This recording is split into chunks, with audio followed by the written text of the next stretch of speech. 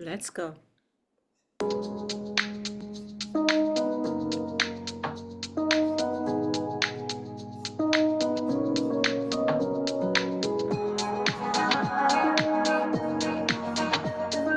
Hey guys, here we are. This is Başak.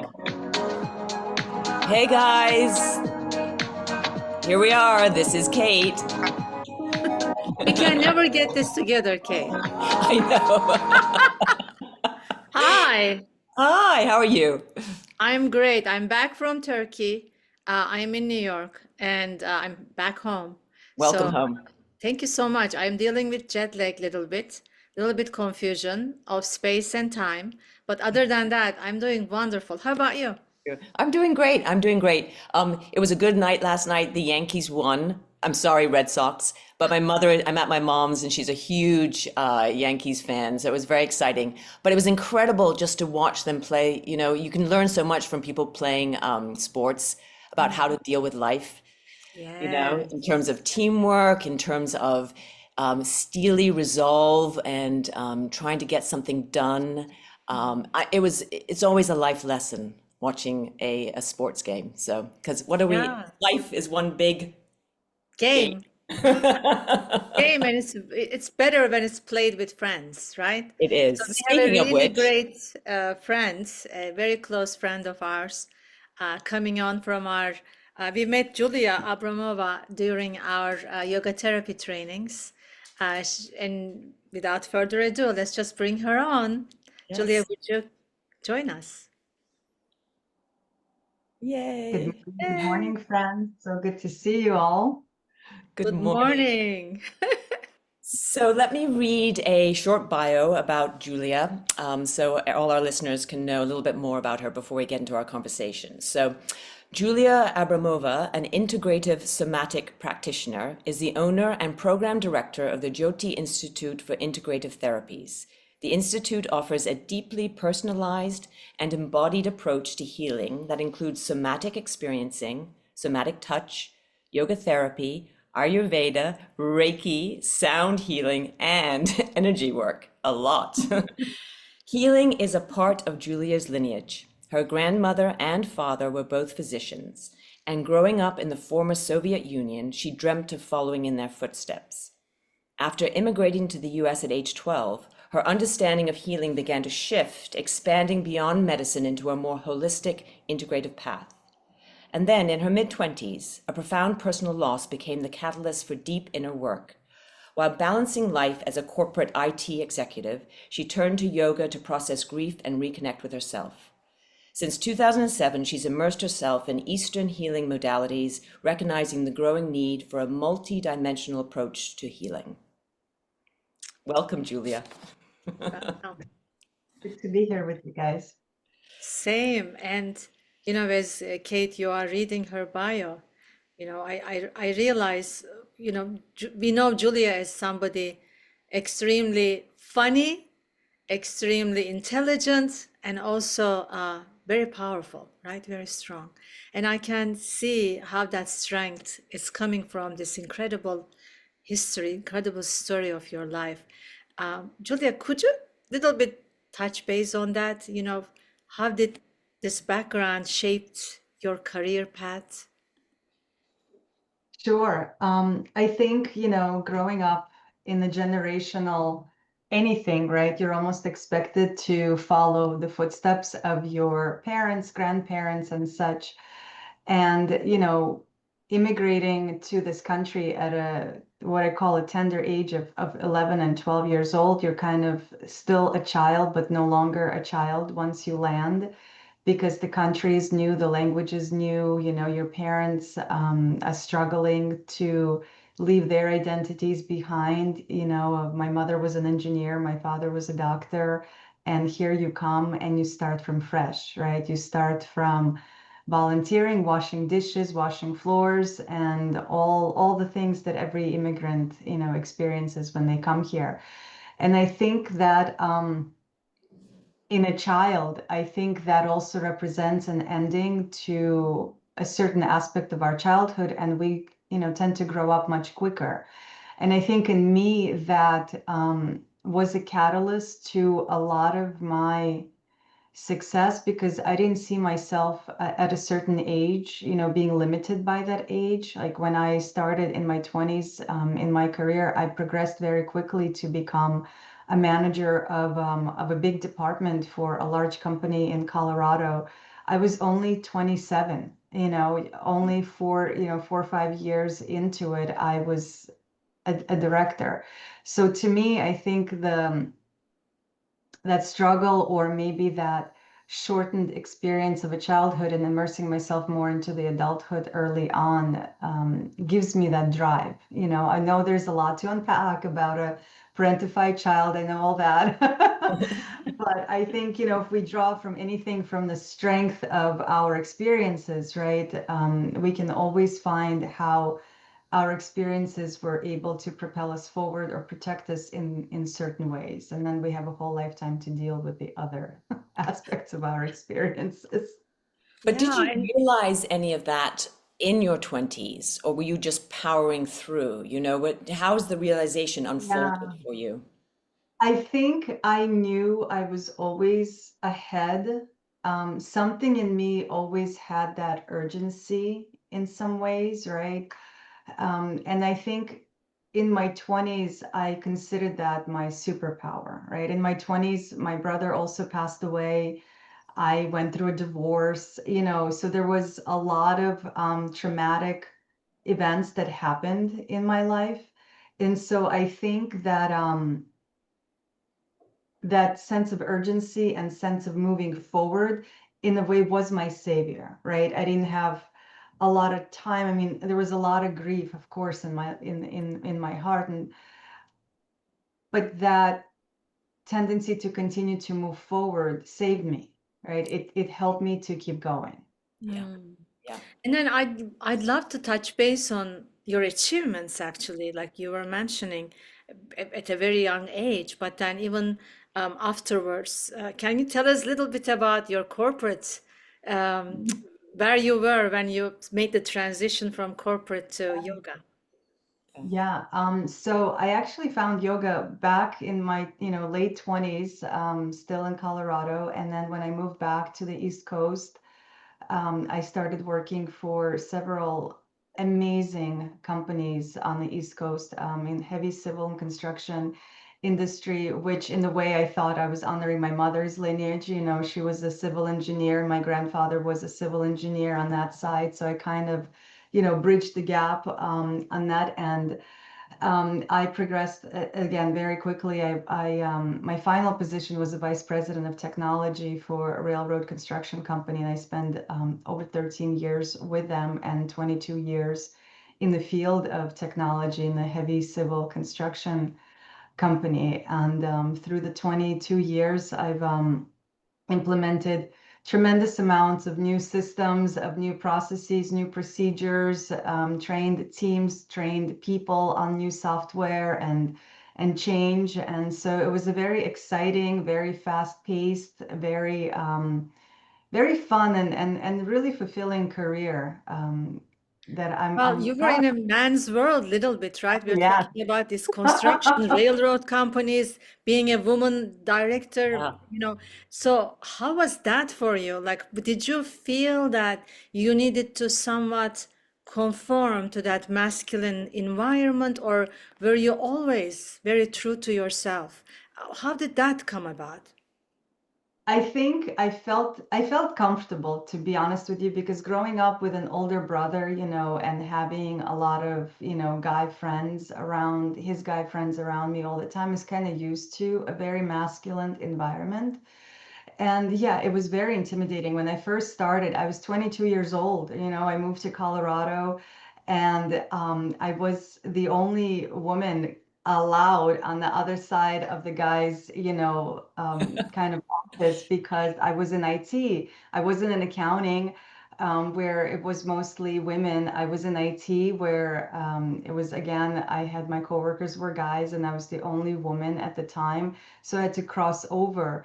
But it was fun, I have to say. I earned my respect. And I mean, yes, there was always that underlining thought of, you have to know what you're saying when you open your mouth. You can't just, say things that don't mean anything. There was also a factor of making sure that my looks weren't what was getting me places, right? Because in construction, as we know, when women show up on the field, there's stuff So that goes So on. how did catcalling, was that happening? Yeah, so how did you manage that? Did you like, I'm just sorry to dig into this a second. No, Did you purposely like try to not look as beautiful as you look? Like what did no, change? it Yeah. was interesting that I actually embraced my looks and my femininity. It was just I feel like I could traverse both sides, still being my feminine self and being able to relate to the masculine in a way that it didn't have to compete. Like I didn't have to suppress one over the other. There were, I had to get in touch with my fierce side, right? Because I couldn't be a wallflower or I would not be heard. And at the same time, it didn't have to become um, I guess, too overly exaggerated.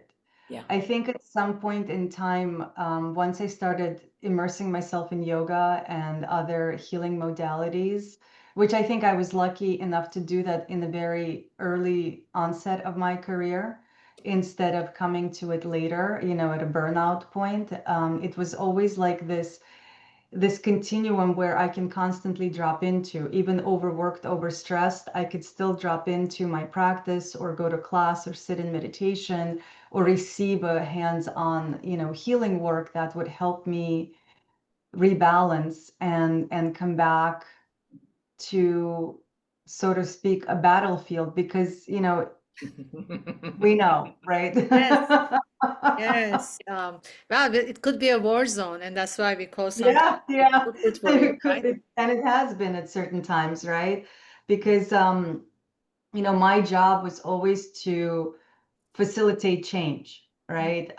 Technology brings change. And as we know, change is difficult for people.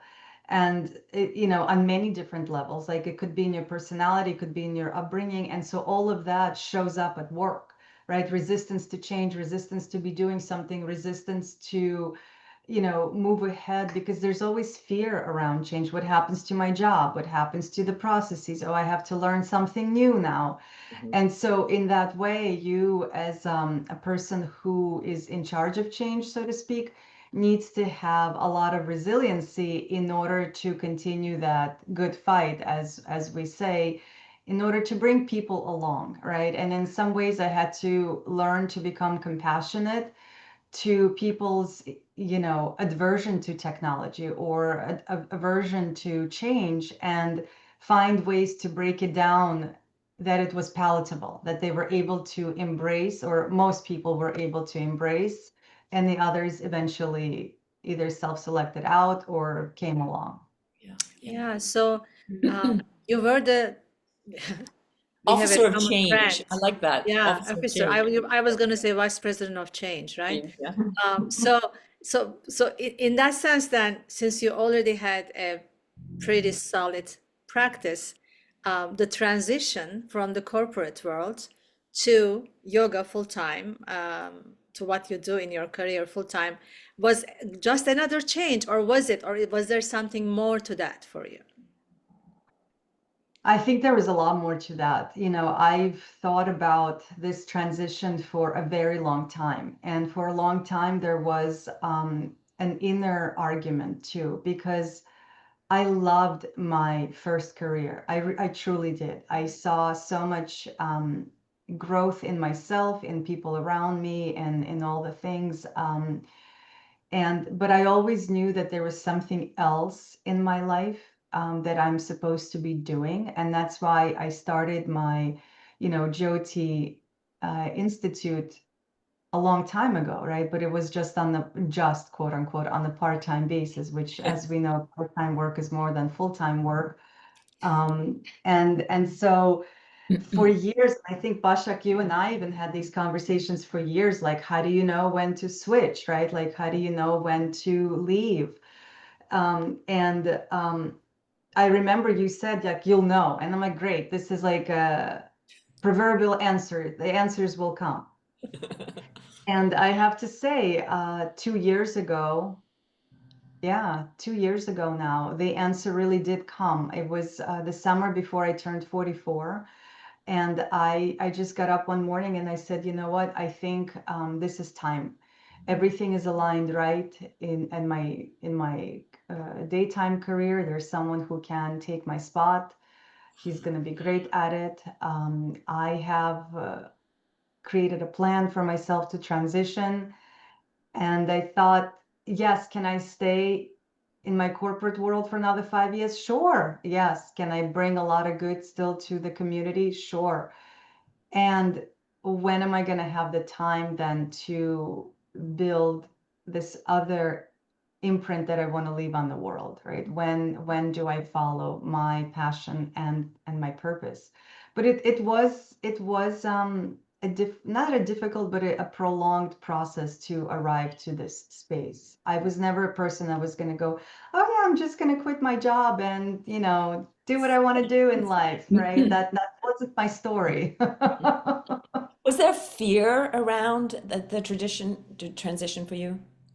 Of course, Of course, yeah. as anything, right? Change and fear come together. And in something big like this, you're going from an institution that where you go to work, you give it your all, and you receive a paycheck, regardless of companies doing bad or companies doing good, you're still, in the corporate life, you still get paid, you have insurance, you have a car, you have all the perks, right? I mean, you work for it and you earn it.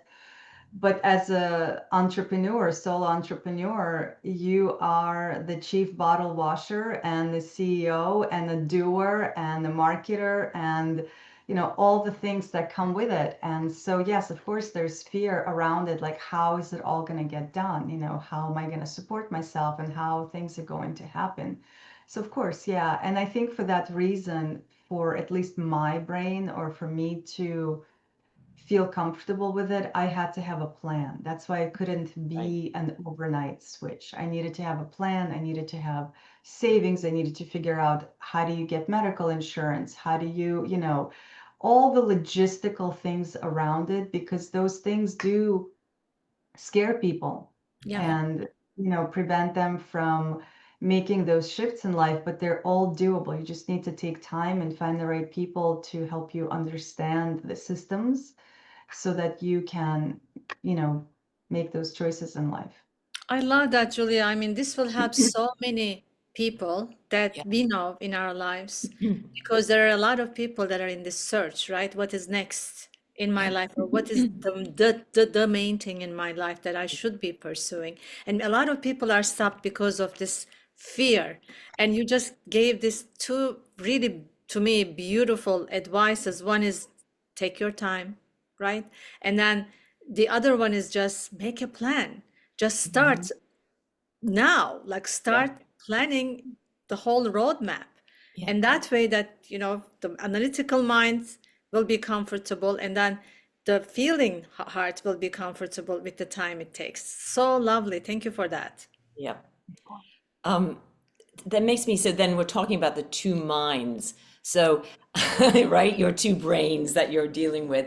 So, do you actually feel now that you're in this, you've been doing this now for 2 years, full time, full on? I mean, I know you were before, but do you feel that you are using more of that intuitive side of yourself and the analytical is getting lesser? And is that good or bad, or you don't think that way? How do you see personally you are feeling now being full time in this work? I mean, do you get tired in a different way? Do because now yeah, anyway, something along those So lines. I think I'm one of those people who always has a hard time taking all those tests, like are you more right brain, left brain, intuitive, analytical? Mine always comes up 50-50, right? Like, and I have to tell you, in my corporate career, I relied on my intuition a lot. like almost 50%. I knew what the analytical answer was. I always knew the analytical answer, but I always listened to my gut. When I knew something wasn't going to work, it didn't come from an analytical reply. It came from inside of me. Or when I knew that something is going to work against all odds, it was from inside of me. So I feel like that intuitive processing of information, in addition to the analytical, always served me in that world. And I feel that my analytical brain always serves me in this world, because business is still business, Yeah. right? And at the same time, as much as, you know, healing is a relational thing, right? And we tune in to the other, we create this field, and there's a knowing without knowing, right? Or we don't know how we know, but we know, and we receive certain information. And I feel like, yes, I get to use that a lot now and all day, every day with clients, but there's still this excitement for me when I meet a person and I meet the things that they're sitting with and they're dealing with. And it's kind of like my analytical mind turns on a little bit and goes like, ooh, there is some imbalance here. There's some disorganization here. And how do we lead that, or how do we walk that towards organization and towards change? And so there's kind of like this interplay between both that I get to still be with. And I think part of also the fear of the transition is one part of me going to be retired and you know, like letting go of a certain part. And I don't think so. You know, I think they just continuously feed one another. And as I continue studying and learning and, you know, back to school for now, a PhD, the analytical mind still needs to be there. Yeah. Yeah, it Well, feels like that analytical mind for you is feeding really that emotional heart. There's a really beautiful balance somehow you've created. I am curious, is this healing work that you do now, how is it serving the parts of you that needs the healing? Is that just that beautiful algorithm that, you know, you are getting also healing in your sessions when you are heal others? Can you talk a little bit about that? How is that exchange, that energy works in your sessions? I think that I've always known that in order for us to be able to sit with someone else, we have to be able to sit with ourselves, right? And it's not that we have to be healed, because I don't know that that is a true statement, right? I think healing is spherical and it's timeless, and there's always something, a nuance of something that's going to come up, even though you think you've meditated 87,000 hours, you're still snap at someone, and you know, then you'll have to sit back and go like, oh yeah, well, that still needs a little bit of work, right? So I think in that way, in order to show up and be my authentic self, I have to keep doing my work. I have to keep healing my own self and continue to find my own depth.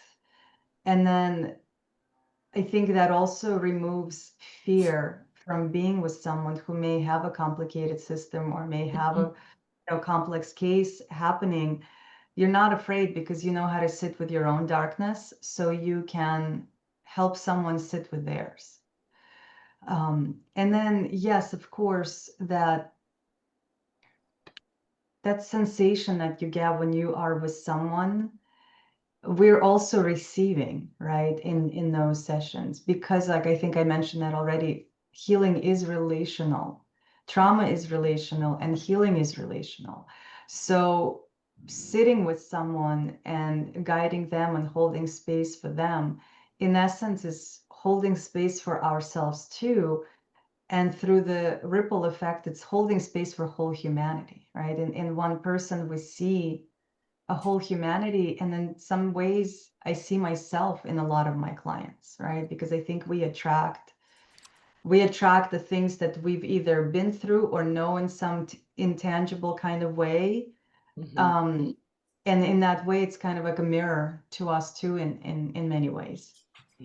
Yeah, Yeah. that's beautiful. I was talking to a friend of mine yesterday, and he was mentioning that, if he's also, in this world, if he snaps at his children or something, which, happens, right?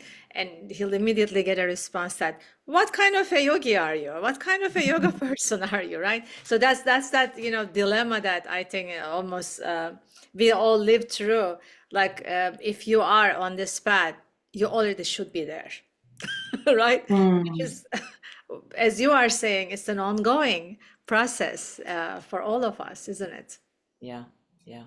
Yeah, I think sometimes we can get in trouble when we idolize our healers, our teachers, our practitioners, because as long as we're in this body, I think we still have work, no matter how, enlightened you might be, whether you're a priest or, trying to attain Buddhahood or whatever your spiritual path is. And there are people who are light years ahead of me in this lifetime that I've met. However, I still feel like we all have something that we need to learn. I don't have my stuff figured out. I don't think anybody has theirs. Somebody tells me they have all their stuff figured out. I'm like, yeah, thank you. But I'm going to the next person. I would rather work with someone who is real, who understands that life is life. And that is the thing, right? We are in this world. We are not monks. We don't live in sannyasin. We are in this world, and I am a healer of this world. I want to work with people who have this world Yeah. issues, right? And in uncomfortabilities, because how do you bring all this spirituality and healing into every day? How do we live every day? And go back to what you were talking about, the word healing, it's sort of, you're making me think that maybe we need to address it a different way, because healing implies something that's broken, and that's Mm. bad. But if we're all a little bit broken, that's what we share. And is that not so bad, but that's a pathway to growth and learning and change and all those things. So what is that word healing, and is there another way that we could express that, do you think? Yeah. I think for me, healing means having capacity to be with all things. So having capacity to be with difficult experiences of our lives, because they will happen. Having capacity to be with happy experiences of our lives, because some of us don't, right? We forebode joy, or we don't let ourselves experience great things because we prep for something, the other shoe to drop, right? That's the pattern we're in. And for me, healing is really understanding your patterns, right? Because as I said in the beginning, our patterns were our helpers at some point in time. They came to save us, they came to survive. Our survival strategies came on really quickly when we were little, and they are helpers until they're not, right? And as an adult, if you're realizing that you are limiting yourself in a certain kind of way because you're used to living in a certain pattern and it is no longer serving you, this is what I think about healing. It's us trying to figure out, what is a different way of doing things? What is a different way for me to live life? That I can paint my life with 128 crayons and not just a six pack, right? So that's that for me. It's expansion. It's expanding into life and having choices on how to operate. Yeah, that's brilliant. That is brilliant. Yeah. So, what would your advice be for others who are feeling stuck in this logical life, but Mm, craving for something more intuitive or healing? yeah. I think the first thing to do is really listen to yourself. Being stuck tells you something. Sometimes we feel like stuck is getting us cut off of everything else, but there is information in the stuckness. Where there's still flow, because when we feel stuck, it seems like everything is stuck. But even like taking a moment and even coming into your body, right, from a somatic perspective, is where is there flow? There's still something that's moving, even small, right? And let's feed that small movement. And as we feed that small movement, we can build it up in a bigger flow, and then see. what happens to the stuckness, right? Maybe there is some give. Maybe you will receive a creative idea on what it is that you would like to do next, right? And starting to feed that creativity, that idea slowly, slowly, slowly, again, increasing your capacity to be with something. Yes, I feel stuck here, but I also feel the creative force pulling me in this way. So can I have some more reserve to pull towards the creative force and see what happens? Yeah. Yeah. It's amazing. That's beautiful. And, it really, I feel that that type of mindset requires a lot of, build resilience, right? What do you think, what type of practices, whether spiritual, emotional, physical, that can help build that resilience to be in that state of really awareness, right? Mhm. Well, I think anything that's body oriented, right? Whether it's yoga, whether it's Tai Chi or Qigong or any kind of things, but even, simple thing like a walking in the woods. And if you live in the city, like any park will do. But just coming to yourself and really walking and observing and not walking with your ear pods in, listening to something, but really listening to nature and listening to your own breath and starting just to notice. The very first thing that starts is to notice my own sensations and starting to align them with our thoughts and feelings and understanding how this creates what may feel stuck inside of us and what is that stuckness is communicating back to us. So I think anything that helps you to re-engage with both the body and the mind together, but as simple as a walk, Yeah. 10-minute walk. That's all you need just Mm. to come into yourself. And all this is something about slowing down, right? It's just because Yes, when you're in those change and that fear, everything just is moving so yes, quickly. So sometimes you just have to stop and slow down. absolutely. Yeah. Yeah. Absolutely. And I think like a person who has this underlining urgency on things, and that's my pattern, right, to work through in life, slowing down is essential because in the slowness is when you notice, A, you notice your patterns. B, you don't get to override anymore, right? Because Yeah. the urgency overrides. You force yourself, you move, and in some ways, like I said, it used to be helpful until it's not, right? Until you've overridden so much that your body is no longer speaking the right impulses to you, right? You have no idea what is going on inside. So you're absolutely right, Kate. Slowing down and giving yourself time and space. That's what healing requires. Healing requires time and space to be with. Yeah. So, as someone who is always moving forward, what is next for you? We want to hear Yes. that. What's next? What's next? Oh my gosh. Next is, I think I mentioned I started a PhD program in somatic psychology. I Wow. started last year, and not just because it was like, what's next? It was, how do I deepen this, right? How do I deepen this? And it's a research-based program, so I'm excited to do some research in the field of somatic psychology. I don't know exactly what my research is about yet.